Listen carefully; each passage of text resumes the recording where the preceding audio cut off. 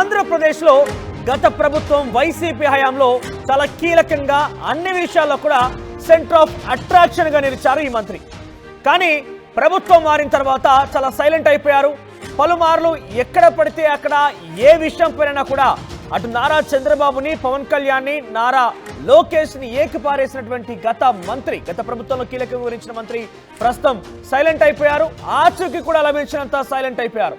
ప్రస్తుతం పేర్ని నాని కుటుంబం గురించి మనం మాట్లాడుకుంటున్నాం. పేర్ని నాని అజ్ఞాతంలోకి వెళ్ళినట్టుగా తెలుస్తోంది. 7 రోజులుగా ఆయన అజ్ఞాతంలో ఉన్నారు. ఆయనతో పాటు తన కుటుంబ సభ్యులు కూడా సైలెంట్ అయిపోయారు. ఒకవైపు ఏపీ హైకోర్టులో ముందస్తుగా బెయిల్ పిటిషన్ దాఖలు చేయడం, మరోవైపుగా మచిలీపట్నం జిల్లా కోర్టులో బెయిల్ పిటిషన్ దాఖలు చేయడం. ఇక నాని ఆచూకీ కోసం 3 బృందాలుగా పోలీసులు గాలిస్తున్నారు. రేషన్ బియ్యం కేసులో పేరు నాని సతీమణి పైన కూడా ఆరోపణలున్నాయి. విదేశాలకి ప్రస్తుతం ఈ విషయంలో వారంతా కూడా ఎక్కడికి పారిపోకుండా పేరు నాని పైన ముఖ్యంగా లుకౌట్ నోటీసులు జారీ చేశారు ఏపీ పోలీసులు. ఇక నాని అరెస్ట్ చేయకుండా పోలీసులు జాప్యం చేయడం పైన కూడా టీడీపీ నేతలు ఫైర్ అవుతున్నారు. పేర్ని కుటుంబానికి చెందినటువంటి ఒక గోదాంలో అసలు విషయం ఎక్కడ ప్రారంభమైందంటే పేర్ని నానికి సంబంధించినటువంటి ఒక పేర్ని కుటుంబానికి సంబంధించిన గోదాంలో ఉంచినటువంటి 3708 రేషన్ బియ్యం బస్తాలు మాయమైపోయాయి. దానిపై అనుమానం వ్యక్తమవుతోంది. అసలు మాయమైనటువంటి బియ్యంకి 1,00,00,000 కోట్ల రూపాయలు విలువ కట్టారు. అంతా సంబంధించినటువంటి లెక్క ఉంటుందన్నట్టుగా తెలుస్తోంది. 1,70,00,000 రూపాయలు కట్టాలని ఆదేశాలు కూడా జారీ చేసింది ప్రభుత్వం. అయితే గత శనివారం 1 కోటి రూపాయలు కట్టారు పేరు నాని. 1 కోటి రూపాయలు కట్టడం పైన పెద్ద ఎత్తున చర్చ కొనసాగుతోంది. అసలు మాయమైన బియ్యం ఎక్కడికి వెళ్ళే దానిపైన పోలీసులు ఆరా తీస్తున్నారు. ఇంతకీ కొంత డీటెయిల్స్లోకి వెళ్తే ముందస్తుగా పేరు నానియే పోలీసులకి ఈ మాయమైనటువంటి విషయం పైన సమాచారం ఇచ్చారట. ఇంతకీ ఏం జరిగింది? అసలు ఇన్ని పెద్ద మొత్తంలో సుమారుగా 160 నుంచి 170 టన్నుల బియ్యం అంత ఈజీగా మాయమైపోతుందా? అదేదో చిన్నగా అక్కడ గోదాంలో ఎలకలు తిన్నాయనో లేకపోతే ఇంకెవరు దొంగలు పడ్డారనో చెప్పి ఉన్నా కూడా కొన్ని క్వింటాల్ లేదంటే 4-5 బస్తాలు అంటే ఏమో అనుకోవచ్చు. కానీ 3,000 బస్తాలు మాయమయ్యాయా?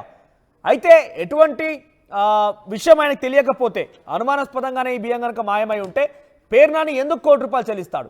చాలా పెద్ద ఎత్తున చర్చ కొనసాగుతోంది. వారం రోజులుగా వారి కుటుంబం అంతా అజ్ఞాతంలోకి వెళ్ళిపోయింది. మరిన్ని డీటెయిల్స్ మా సీనియర్ జర్నలిస్ట్ కృష్ణమోహన్ అందిస్తారు. కృష్ణమోహన్, సో ఈ బియ్యం మాయమవడం వెనుక అనేక అనుమానాలు తావిస్తున్నాయి. అది ఏదో 1-2 బస్తాలు కాదు, పెద్ద మొత్తంలో సుమారుగా 160 నుంచి 170 టన్నుల మొత్తంలో మాయమైపోవడం అది ఏదో చిన్న తేలికపాటి విషయం అయితే కాదు. ఇంతకీ ఆయన 1 కోటి రూపాయలు కట్టారంటేనే ఆ బియ్యానికి సంబంధించి ఆయనకు సంబంధికులు లేదంటే ఆయనకు సంబంధించిన వాళ్ళే మాయం చేశారని భావించినట్ట. ప్రస్తుతం ఆయన ఎక్కడున్నారో ఆయన అరెస్ట్ చేయడం కోసం పోలీసు ఎందుకు ఆలోచిస్తున్నారు? 1 కోటి రూపాయలు ఫైన్ కట్టడం ఏంటి? డీటెయిల్స్ ఏంటి? ఎస్ మనోజ్, మాజీ మంత్రి వైసీపీ సీనియర్ నేత మాజీ మంత్రి పేర్ని నాని కుటుంబం ఇప్పుడు చిక్కుల్లో ఉందా అంటే అవుననే చెప్పాలి. అంటే ఈ చిక్కులు కూడా కారణం పేర్ని నాని ప్రభుత్వానికి రాసిన లేఖతో అసలు విషయం బయటపడింది. బేసిక్గా పేర్ని నాని సంబంధించిన గోడంలో తన సతీమణి పేరు మీద ఆ గోడం ఉంది. ఆ గోడంలో ప్రభుత్వానికి సంబంధించిన పౌర సరఫరాల శాఖకు సంబంధించిన రేషన్ బియ్యాన్ని అక్కడ ఉంచారు. అయితే ఆయన ఒక లేఖ రాశారు ఇటీమధ్య కాలంలో, ఈ మంత్ ఫస్ట్ వీక్లో. ఆయన ఏం రాశారంటే నా గోదాంలో ఉంచిన బియ్యంలో కొంత షార్టేజ్ ఉన్నట్టుగా అర్థమవుతోంది. దీనికి సంబంధించి ఏదైనా ఇష్యూ ఉంటే అది ఒకవేళ మిస్ అయింది, ఎంత మిస్ అయిందని చెప్తే నేను దానికి సంబంధించి తగు ఫైన్ కట్టడానికి కావచ్చు, లేకపోతే దానికి సంబంధించిన తదుపరి యాక్షన్ నేను తీసుకునేదానికి సిద్ధంగా ఉంటాను అని చెప్పి పేర్ని నాని ఒక లేఖ పౌర సరఫరా శాఖకు లేఖ రాశారు. వెంటనే ఎప్పుడైతే ఆ లేఖ రాసిన తర్వాత అప్పుడు ప్రభుత్వం మేల్కొనింది. ప్రభుత్వం వెంటనే దాని మీద కొంత సీరియస్ యాక్షన్ అయితే దీంట్లో కేవలం ఒక 5 బస్తాలో 6 బస్తాలో కాదు, 3,807 బస్తాలు అంటే దాదాపుగా 185 టన్నులు అంటే 10 లారీల బియ్యం, మించుగా 10 లారీల బియ్యం మాయమైనట్టుగా పోలీసులు అయితే గుర్తించారు.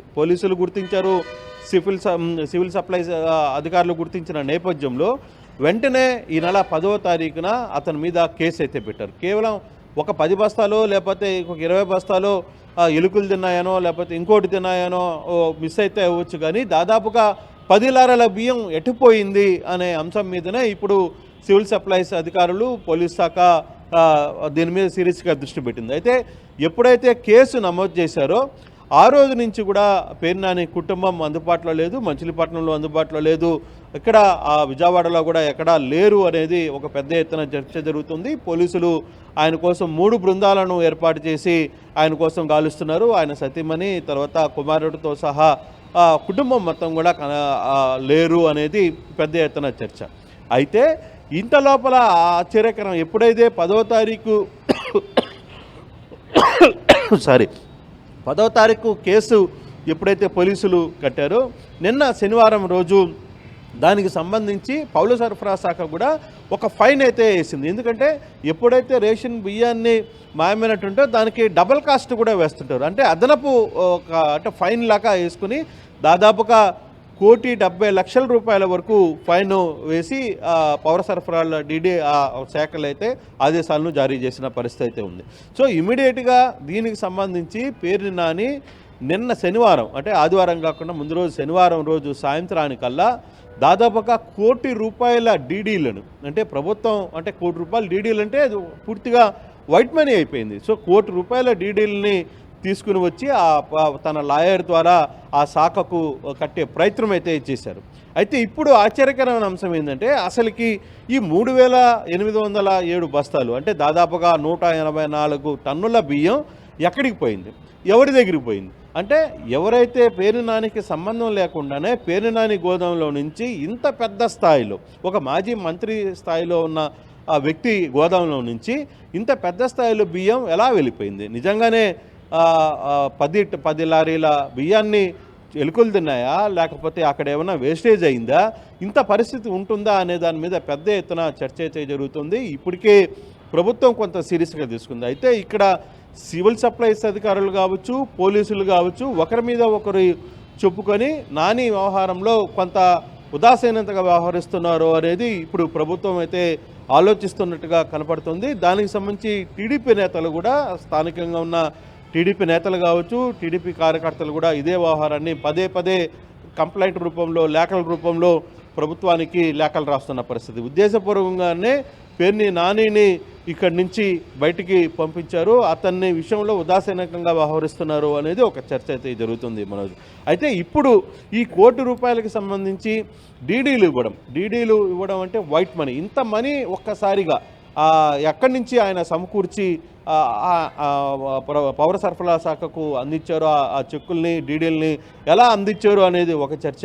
రెండవది, ఇప్పుడు దాకా ప్రభుత్వంలో నుంచి పౌర శాఖలోనే కొంతమంది అతన్ని కాపాడే ప్రయత్నం చేస్తున్నారా అనేది ఇంకొక చర్చ కొంత టీడీపీ వర్గం నుంచి అయితే పెద్ద ఎత్తున నడుస్తున్న పరిస్థితి. అయితే ఏదేమైనా ప్రభుత్వం సైడ్ నుంచి పేర్ని నాని కుటుంబ వ్యవహారంలో జరుగుతున్న వ్యవహారంలో సరే పేర్ని నాని బేసిక్ ఇక్కడ ఒక విషయంలో పేర్ని నాని ఒప్పుకోవాలి. పేర్ని నాని తనకు సంబంధించిన కేసుకు సంబంధించిన లేఖ రాయడం, అంటే తన దాంట్లో బియ్యం మాయమైనట్టు ఆయనే ప్రభుత్వానికి లేఖ రాయడం ఒకటి. రెండవది, ప్రభుత్వం కొంత ఫైన్ వేసినప్పుడు ఆ ఫైన్కి సంబంధించిన నిధులు కూడా వెంటనే డీడీల రూపంలో ప్రభుత్వానికి కట్టే ప్రయత్నం కూడా ఆయన చేశారు. ఓకే, ఒక రకంగా ఈ వ్యవహారం వరకు ఆయన్ని అభినందించాలి. అయితే ఇక్కడ అసలు పాయింట్ ఏంటంటే మరి ఈ బియ్యం, తన గోడంలో ఉన్న బియ్యం తనకు తెలియకుండా ఇంత పెద్ద స్థాయిలో ఎక్కడికి వెళ్ళింది అంటే ఇది రేషన్ మాఫియా. ఇప్పుడు ఇటీవల కాలంలోనే మనం వరుసగా చూస్తున్నాం, రేషన్ బియ్యాన్ని తరలిస్తూ కాకినాడ పోర్టు నుంచి ఏ విధంగా బయట దేశాలకి వెళ్ళిపోతుందో ఆ కోణంలో ప్రభుత్వం సీరియస్గా తీసుకుంటుంది. ఇప్పుడు ఇంత స్థాయిలో బియ్యాన్ని బయటికి తరలించారంటే గతంలో కూడా అధికారంలో ఉన్నప్పుడు మాజీ మంత్రి ఈ మంత్రి ఈ వ్యవహారాన్ని ఏమైనా నడిపించారా అనే ఒక కొత్త కోణాన్ని ప్రభుత్వం చాలా సీరియస్గా ఆలోచిస్తోంది. కానీ ఓవరాల్గా చూసుకుంటే వ్యవహారంలో మాత్రం పేర్ని నాని రాసిన లేఖ అతని మెడకు చుట్టుకునే ప్రయత్నం అయితే జరిగింది. తన కుటుంబానికి ఈ రోజు ఇబ్బందులకి గురి చేశారు.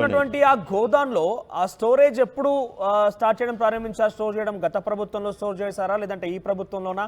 ఈ మిస్ అయింది ఎప్పుడు? గత ప్రభుత్వంలోనే ఈ ప్రభుత్వం? ఎందుకంటే ఈ ప్రభుత్వం వచ్చి సుమారుగా 6 నెలలే కావస్తోంది. ఈ ప్రభుత్వం వచ్చాకే ఈ బియ్యం మిస్ అయ్యాయా?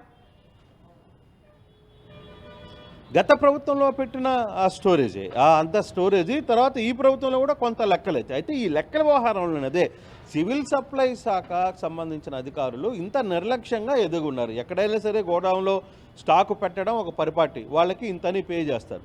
కానీ ఇంత పెద్ద స్థాయిలో ఎందుకు నిర్లక్ష్యంగా వ్యవహరించింది పౌర సరఫరాల శాఖ అనేది ఇప్పుడు ప్రధానమైన చర్చ జరుగుతోంది మనోజ్. ఎందుకంటే గత ప్రభుత్వంలో పెట్టినా లేకపోతే ఇప్పుడున్న ప్రభుత్వంలో వరుసగా 3 నెలలకి బియ్యాన్ని సరఫరా చేసే ప్రభుత్వం కూడా తీసుకుంది. అయితే పేరునాని లేఖతోనే ఈ విషయం అసలుకి ఈ బియ్యం ఎప్పుడు మాయమైంది అంటే గత ప్రభుత్వంలోనే వీళ్ళు తరలించేశారా, లేదు ఇప్పుడు ఈ ప్రభుత్వం వచ్చిన తర్వాత కూడా ఈ ప్రభుత్వంలో మొదటి నుంచి అంటే అలవాట్లో సడేమియాగా ఈ వ్యవహారాన్ని ముందుగానే ఈ వ్యవహారాలంతా కూడా నడుపుతున్నారా అనే చర్చ కూడా కనపడుతుంది. అయితే ఈ వ్యవహారం మీద పౌర సరఫరా శాఖ ఒకరి మీద ఒకరు చెప్పుకుంటుంది. పోలీస్ శాఖ సరిగ్గా స్పందించలేదని, లేదు పౌర సరఫరా శాఖ మీరు పేరునాని విషయాన్ని బయట పెట్టేంత వరకు కూడా ఎవరికి తెలియదు, ప్రభుత్వం నుంచి అధికారుల వరకు పసిగట్టలేకపోయారు. అంటే ఈ లెక్కలు చూస్తుంటే ఇంకా డీటెయిల్డ్గా ఇన్వెస్టిగేషన్ చేస్తే గత 5 ఏళ్లలో కూడా ఈ రకంగా జరిగే ఉంటుంది కదా, గత 5 ఏళ్లలో కూడా ఈ రకంగానే ఆయన చేసి ఉంటే అవకాశం కూడా ఉంటుంది కదా, అది కూడా ఇన్వెస్టిగేషన్ చేసే అవకాశం ఉందా? గతంలో జరిగినటువంటి ఎప్పుడు అక్కడ స్టోరేజ్ ప్రారంభమైంది అప్పటి నుంచి లెక్కలు తీసే అవకాశం ఉందా?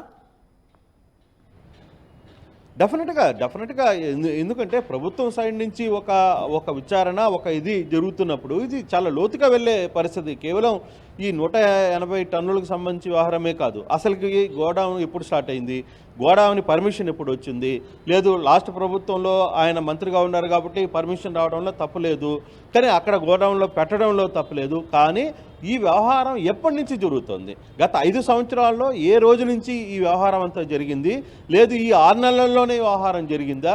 మంత్రి ఈ 6 నెలల్లోనే ఈ వ్యవహారానికి దృష్టి వచ్చి మంత్రి లేఖను రాశారా ప్రభుత్వాన్ని?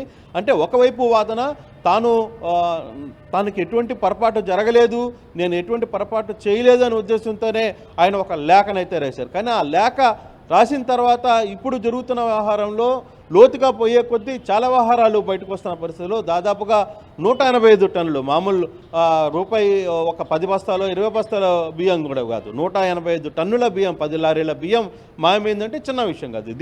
ఇది ఇప్పుడు వరకు బయటపడింది. కానీ దీని వెనకాల ఏం జరిగింది కూపి ఇలాగే ప్రయత్నం అయితే ప్రభుత్వం చేస్తుంది. ఎందుకంటే పేరునాని మామూలుగా సటైరికల్గా మాట్లాడతారు, తర్వాత పేరునాని తన నాయకుడు జగన్ మీద ఎవరు ప్రధానంగా పవన్ కళ్యాణ్ విషయంలో ఆయన ఎక్కువగా దూకుడుగా పోయే పరిస్థితి అయితే మనం చూసాం. గత 5 సంవత్సరాలు కాదు, గత 9 సంవత్సరాల నుంచి కూడా, గత 2014 నుంచి కూడా పవన్ కళ్యాణ్ వ్యవహారంలో కావచ్చు, 2019లో కూడా పవన్ కళ్యాణ్ వ్యవహారంలో కావచ్చు, చాలా సీరియస్గా ఆయన అటాక్ చేసే ప్రయత్నం చేస్తారు. చివరికి కాకినాడ పోర్టుకి పవన్ కళ్యాణ్ పోయిన తర్వాత కూడా పవన్ కళ్యాణ్ చాలా సీరియస్గా మంత్రి కేశవ్కి కనపట్లేదా పవన్, షీట్ ద షిప్ అని చెప్పి అంటున్నావు, మరి ఆ షిప్ను ఎందుకు వదిలేసావు అని కూడా ఆయన మాట్లాడిన పరిస్థితులు ఉన్నాయి. సో ఇవన్నీ ఉంటాయి కాబట్టి వీటి అన్ని వ్యవహారంలో కొంత ప్రభుత్వం సీరియస్గానే తీసుకుంది. ఎందుకంటే పవన్ కళ్యాణ్ ఈ వ్యవహారంలో ఎంటర్ అయ్యాడు కాబట్టి పవన్ కళ్యాణ్ వ్యవహారాన్ని ఈజీగా వదులుతారని కూడా అనుకోవడం లేదు. సో అంటే ఇవన్నీ కొనసాగుతూనే ఉన్నాయి. ఫైనల్ గా కంక్లూజన్ ఏంటి అంటే ఈ యొక్క ఇంత పెద్ద మొత్తంలో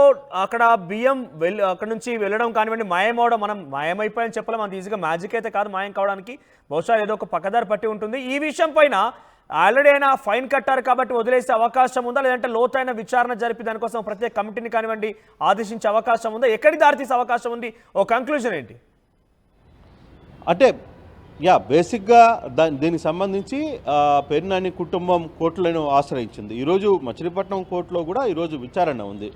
ఒకవేళ మచిలీపట్నం కోర్టులో కానీ పేర్నాని కుటుంబానికి కాస్త ఊరట కానీ లభిస్తే మాత్రం డెఫినెట్గా ఆయన బయటకు వచ్చి అన్ని విషయాలు మాట్లాడేదానికి ప్రయత్నిస్తారు.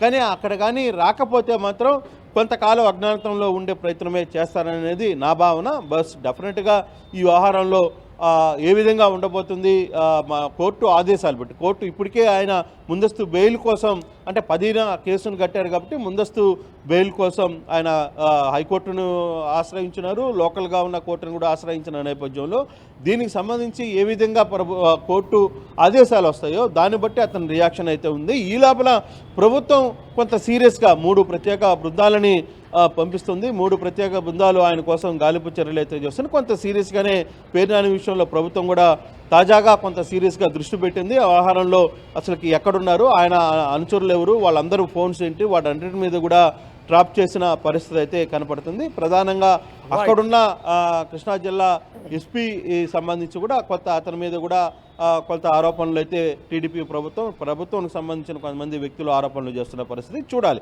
మరి ప్రభుత్వం ఈ లోపల పోలీసులు కుటుంబాన్ని అదుపులో తీసుకుంటారా, లేదు కోర్టు అతనికి కొంత రిలీఫ్ ఇస్తుందా, రిలీఫ్ ఇచ్చిన తర్వాత పేరు నాని ఏ విధంగా స్పందిస్తారనేది కూడా చూడాల్సిన పరిస్థితి అయితే కనబడుతుంది.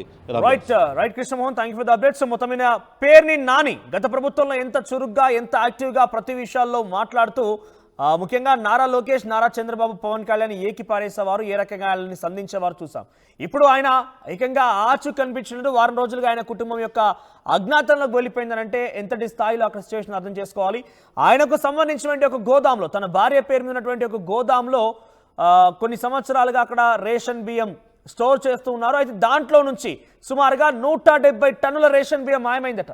మరి గత ప్రభుత్వం నుంచి కూడా ఈ తంతు కొనసాగుతుందా? ఇప్పుడే ఆయన మీద ఏదైనా యాక్షన్ తీసుకుంటే అవకాశం ఉన్న నేపథ్యంలో ఆయనే అది మాయమైనట్టుగా చిత్రీకరించి ఆయనే బయట కంప్లైంట్ ఇచ్చినట్టుగా కలరింగ్ ఇచ్చారా, అసలు ఏం జరిగిందేమో అనేక అనుమానాలు ఉన్నాయి. కానీ ప్రస్తుతానికైతే పేరు నాని కుటుంబం ఆ రేషన్ బియ్యం మాయం పైన కొన్ని ఆరోపణలు ఎదుర్కొంటోంది. ఇప్పటికే ఆయనని ఫైన్ కూడా విధించారు పౌర సరఫరా శాఖ అధికారులు. సుమారుగా 1,78,00,000 రూపాయల ఫైన్ విధిస్తే ఆ ఫైన్ కూడా చెల్లించారు. కేవలం ఫైన్తో సరిపెట్టే అవకాశమే లేదు. గత ప్రభుత్వంలో ఇదే తంతుగా కొనసాగించి గతంలో కూడా ఏమైనా ఈ రకంగా రేషన్ బియ్యాన్ని మాయం చేశారా, లూటీ చేశారన్న విషయంలో కూడా లోతైన విచారణ జరిపించే అవకాశం అయితే ఉంది. ప్రస్తుతం కుటుంబమే అజ్ఞానానికి వెళ్ళిపోయింది. ఏకంగా పేరు నాని ఎక్కడ విదేశాలకు కూడా వెళ్లకుండా లుకౌట్ నోటీసులు జారీ చేశారు ఏపీ పోలీసులు. చూద్దాం మరి ఏం జరుగుతుందనేది.